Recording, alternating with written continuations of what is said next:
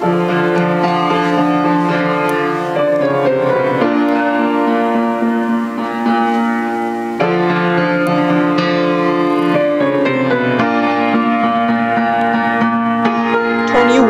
Andrew Lloyd Webber's critically acclaimed, beloved masterpiece.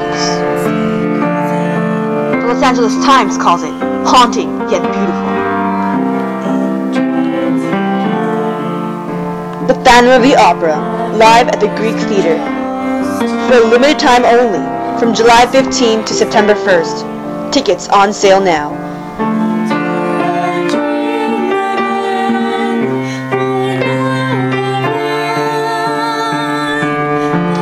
Experience the danger, experience the passion, experience the music of the night.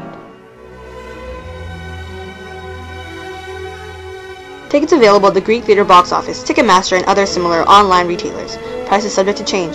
Special offers and packages available at certain locations. Limit 8 tickets per customer. Buy tickets now. Welcome back to the second part of our show. Beginning that portion is Jennifer Seawright. I'll be discussing reversals and recognition. Aristotle believed that tragedies must include both a reversal and a recognition in order for the plot to function. First, I'll discuss reversals. Okay, but how does Aristotle define reversals? I mean, is it the same as our use of the word? Well, it's the same idea, but his was specific to tragic drama. He defined it as a change in fortune opposite to the current situation of the character. From good standing to bad? Is that what happens in Oedipus? That's what he preferred for a tragedy, and yes, that is what happens in Oedipus.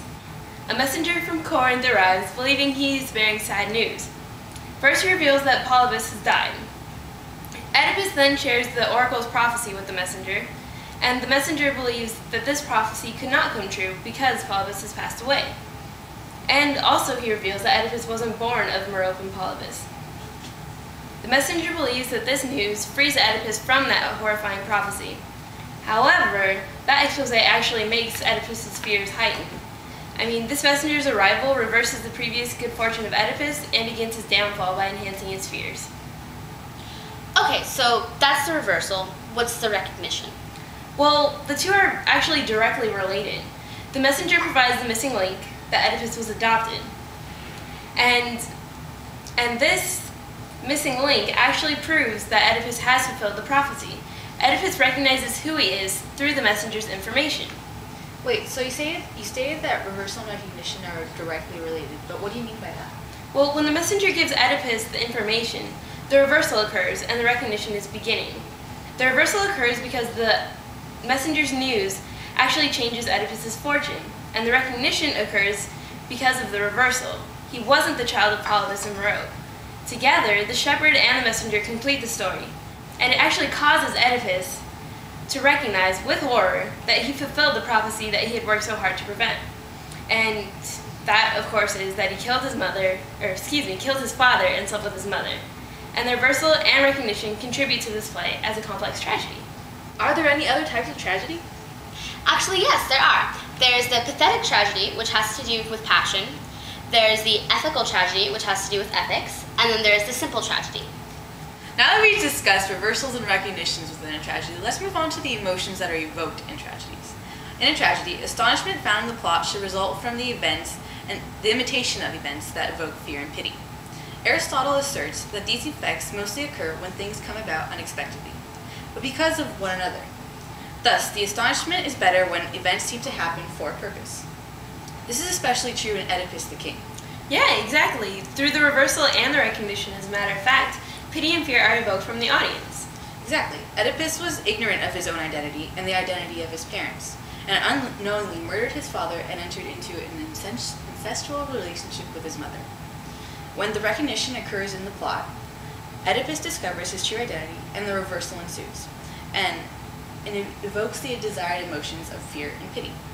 Oedipus's misfortune is not a result of any willful wrongdoing on his part, and the audience is left to feel pity and fear as a result of the tragic course of events. Well, now wouldn't the given events, the murder of his father and his incestual relationship with his mother, evoked horror and disgust? Well, had Oedipus's actions resulted from willful wrongdoing, then those such emotions would be evoked. But instead, because Oedipus's ignorance, the audience is left to fear for his fate and feel pity for him. That's very true. Wow. Well, you've just heard how Oedipus is Aristotle's version of a tragedy. Now let's sum up what we've learned. First, that Sophocles clearly imitates an action using an admirable agent, Oedipus. Second, that Oedipus the king is of proper magnitude and has a beginning, middle, and an end. And third, the language having appropriate ornamentation and the use of song is pleasurable. Fourth, the reversal and the recognition occur with the messenger from Corinth. And being present, this means that Oedipus the king is a complex tragedy.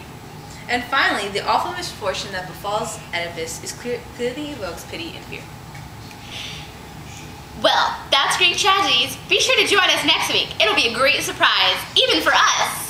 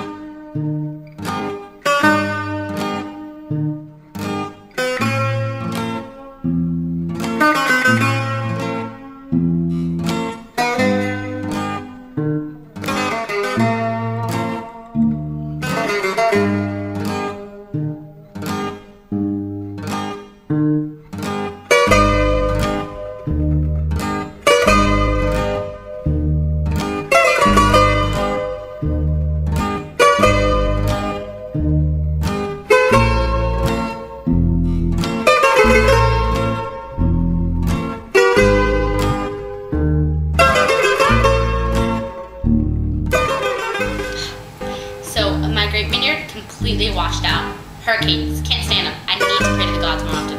Well, duh, I told you should have sacrificed to Dionysus in the first place. I'm strapped for cash. I sacrificed a goat. A goat. A goat! A goat.